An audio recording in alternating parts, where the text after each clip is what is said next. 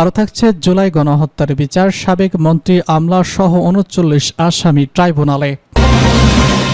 সর্বশেষ জানিয়ে দিব ব্রিটেনে সম্পত্তির মালিকানা ছাড়ছেন হাসিনা ঘনিষ্ঠ বাংলাদেশিরা।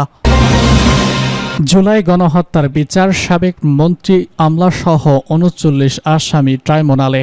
গত বছরের জুলাই আগস্টে সংঘটিত গণহত্যার ঘটনায় মানবতা বিরোধী অপরাধের পৃথক ৭ মামলায় ভারতে পালিয়ে যাওয়া সাবেক প্রধানমন্ত্রী শেখ হাসিনার সরকারের মন্ত্রী আনিসুল হক, দীপু মনি, আমির হোসেন আমু, বেসামরিক শিল্প ও নিয়োগ উপদেষ্টা সালমান এফ রহমান, জুনায়েদ আহমেদ পলক সহ মোট ৩৯ জনকে আন্তর্জাতিক অপরাধ ট্রাইব্যুনালে হাজির করা হয়েছে।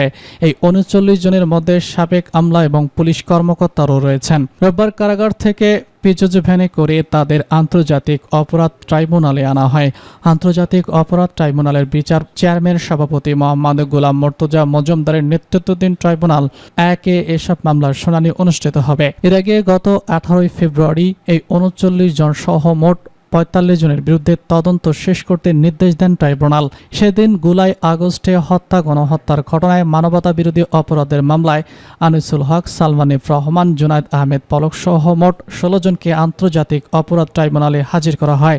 অন্য আসামিরা হলেন আওয়ামী লীগ সরকারের মন্ত্রী ফারুক খান, দীপু মনি, আব্দুর রাজ্জাক, শাহজাহান খান, কামাল আহমেদ মজুমদার, গোলাম দস্তগীর গাজী, আমির হোসেন আমু, কামরুল ইসলাম, সাবেক উপদেষ্টা তৌহিদ ইলাহি চৌধুরী, ওয়ার্কার্স পার্টির সভাপতি রাশেদ খান মেনন, জাসদ সভাপতি আনিসুল হক ইনু, সাবেক বিচারপতি শামসুদ্দিন চৌধুরী মানিক এবং সাবেক রাষ্ট্রপতি সচিব জাহাঙ্গীর আলম। গত বছরের ৭ই ডিসেম্বর জুলাই আগস্টের গণহত্যার ঘটনায় মানবতা বিরোধী অপরাধের অভিযোগে দায়ের করা ২ মামলায় শেখ হাসিনা, ওবায়দুল কাদের সহ ৪৬ জনের বিরুদ্ধে তদন্ত ২ মাসের মধ্যে শেষ করার নির্দেশ দিয়েছে ট্রাইব্যুনাল।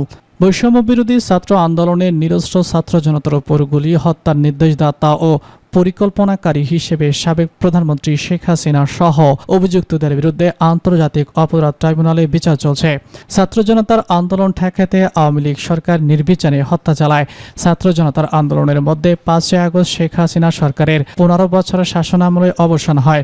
এরপর শান্তিতে নোবেল বিজয়ী ডাক্তার মোহাম্মদ ইউনূসের নেতৃত্বে অন্তর্বর্তী সরকার দেশ পরিচালনার দায়িত্ব নিলে জুলাই আগস্টের গণহত্যার বিচার করার সিদ্ধান্ত নেন। ব্রিটেনের সম্পত্তির মালিকানা ছাড়ছেন হাসিনা ঘনিষ্ঠ বাংলাদেশিরা।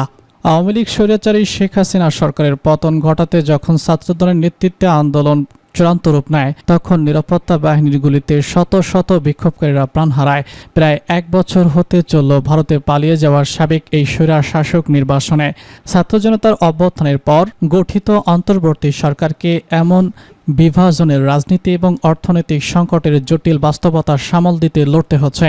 এমন প্রেক্ষাপটে লন্ডনের নাইট ব্রিজেসের কোনো দৃষ্টিনন্দন হাউস বা সারের কোনো নিলিবিলি রোডে অবস্থিত প্রাসাদ যেন অনেক দূরের বিষয় হয়ে মনে হতে পারে। তবুও এসব বিলাসবহুল ব্রিটিশ সম্পত্তি এখন বাংলাদেশের চলমান রাজনৈতিক এবং কূটনীতিক বিরোধী অভিযানের গুরুত্বপূর্ণ কেন্দ্রবিন্দু হয়ে উঠেছে। দুদকের তদন্তকারীরা অনুসন্ধান করছেন কিভাবে শেখ হাসিনার সরকারের সময় প্রভাবশালী ও রাজনৈতিকভাবে সংযুক্ত ব্যক্তিরা ক্ষমতায় অপব্যবহার করে সরকারি চুক্তি ও ব্যাংক খাত থেকে অর্থ লুট করে তা যুক্তরাষ্ট্রের সম্পত্তিতে বিনিয়োগ করেছেন।